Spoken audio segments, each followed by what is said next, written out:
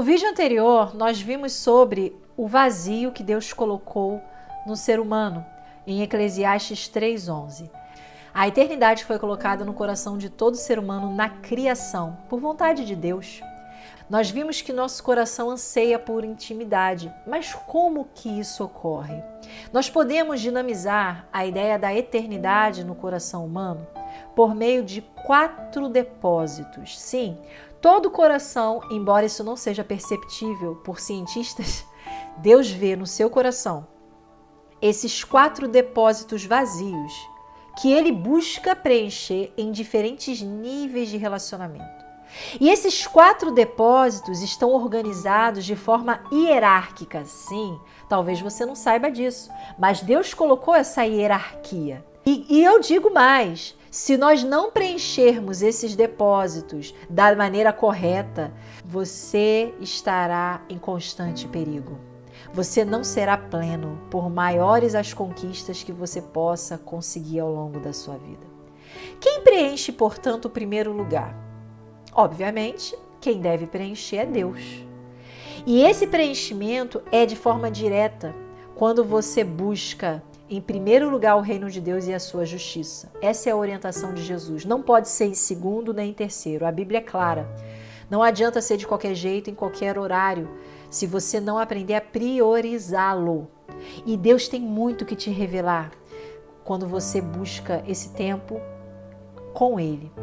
Olha o que diz Jeremias 33:3, invoca-me e te responderei, anunciar-te-ei coisas grandes e ocultas que não sabes. Há muitas coisas que Deus quer revelar na intimidade dele. Mas você precisa aceitar esse chamado. Olha o que Jesus disse aos discípulos, já vos não chamarei servos, porque o servo não sabe o que faz o seu Senhor, mas tenho-vos chamado amigos, porque tudo quanto ouvi de meu Pai vos tenho dado a conhecer. Deus, Ele não quer ser o seu patrão que impõe ordens que você nem consegue entender. Deus, Ele quer ser seu amigo, seu melhor amigo, o amigo mais chegado que um irmão. E uma informação muito importante que deve ser considerada é que ser usado não é sinônimo de ser transformado. Muita gente acha que só porque o outro dá um show de oratória no púlpito, ele é íntimo de Deus, é transformado por Deus. Não confunda as coisas. Lembre-se de que Deus usou até uma mula para falar. Então, muitas vezes, a pessoa ali na frente, ela só está encenando, só está atuando como um ator de novela. Ela não tem de verdade intimidade com Deus. Ela tem os talentos de Deus ali e usa para se expor, para se exibir. Porque uma coisa é você ser usado por Deus, outra coisa é você ser um com Ele, um em propósito, em gosto, amar o que Deus ama e odiar o que Ele odeia.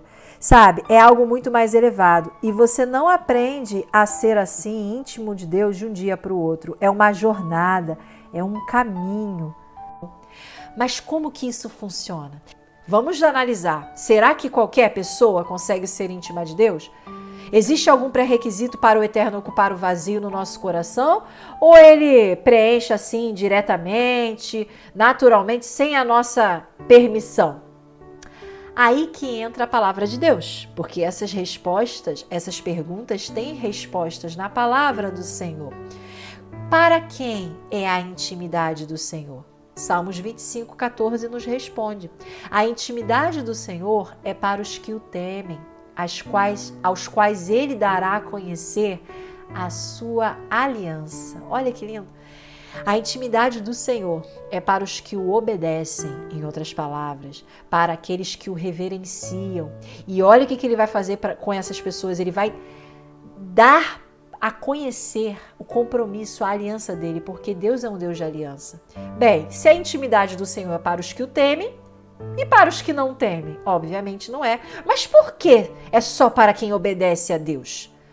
Provérbios 3:32 responde, porque o Senhor abomina o perverso, mas aos retos Ele trata com intimidade. Sim, Deus abomina o perverso, porque luz e trevas não combinam. Deus é luz e Ele não compactua com nenhum sinal de treva alguma que possa existir. Ele é totalmente luz, Ele não pode habitar no meio de confusão, no meio de sujeira. Você dormiria numa cama cheia de fezes e urina?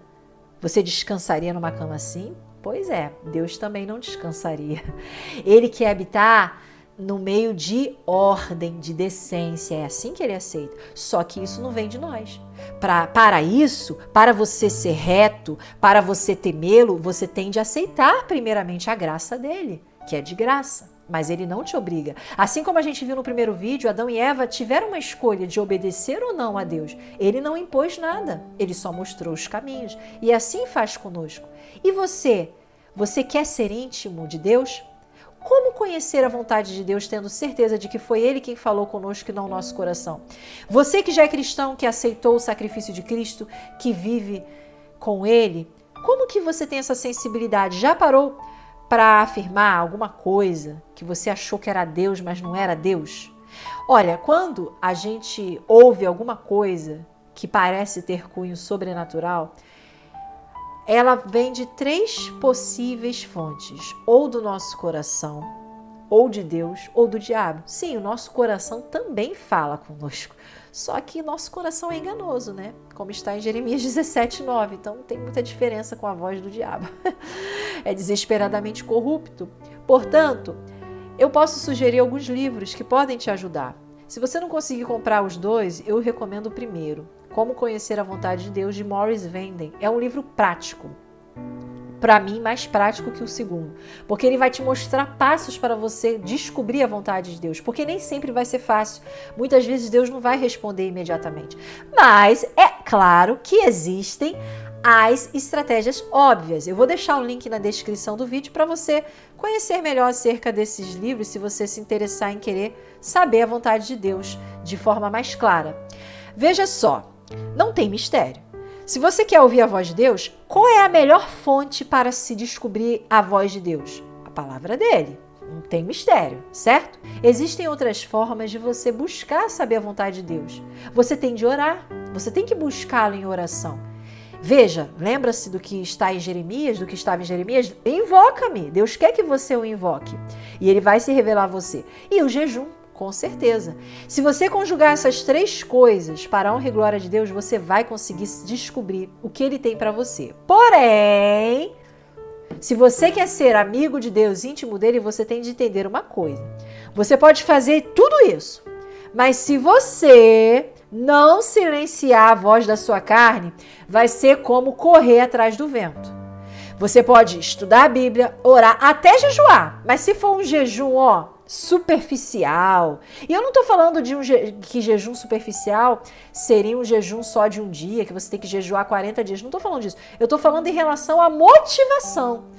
O que te motiva a jejuar e o que você crucifica, porque às vezes o jejum é de uma coisa que para você não faz tanta falta. Então, olha, aprenda a silenciar a voz da sua carne. O problema da maioria das pessoas, por que a maioria confunde a voz de Deus com a voz do diabo, com a voz do coração dela? Porque a pessoa, ela tá alimentando mais a carne do que o espírito.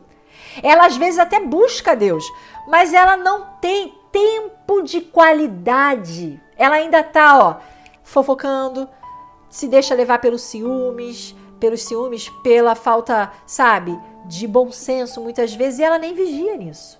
Ela busca Deus, mas do resto do dia, ela não medita no que ela pesquisou, no que ela leu mais cedo, ao acordar, Saiba que os que pertencem a Cristo Jesus crucificaram a carne com suas paixões e seus desejos.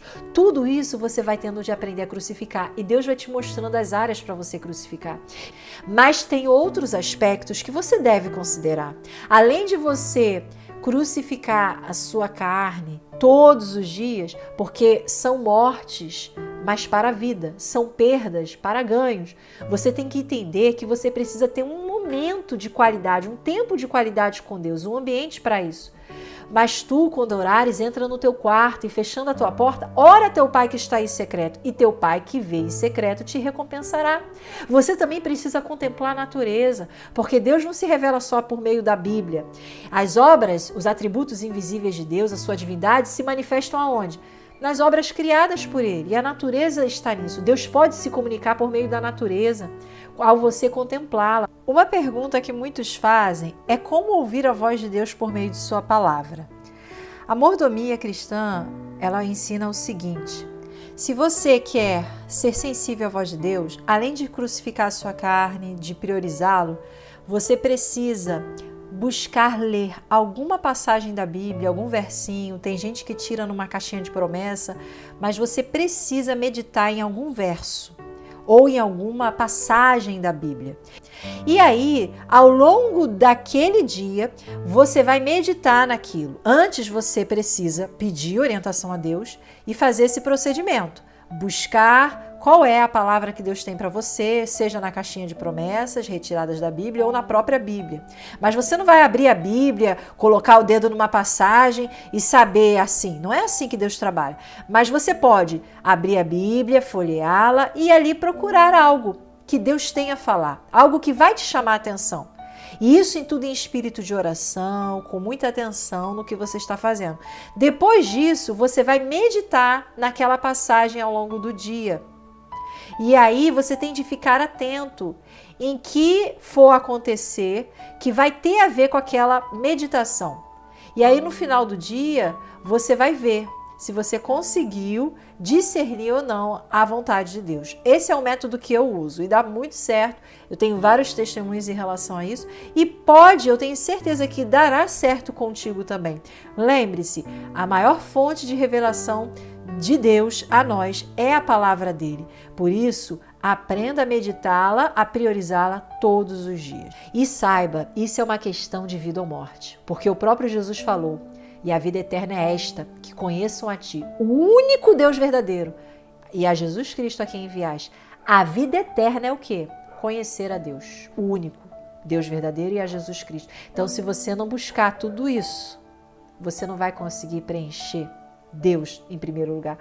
Mas saiba, olha que interessante, isso é mais uma prova de que Deus não é egoísta. Ele preenche, mas ele deixa espaço para outras coisas. Isso significa que ele também se relaciona com você de outras formas, que não são tão diretas assim como uma leitura da palavra, que também precisa existir, mas ele vai se relacionar de outras formas, em outros níveis de relacionamento, por meio de outros.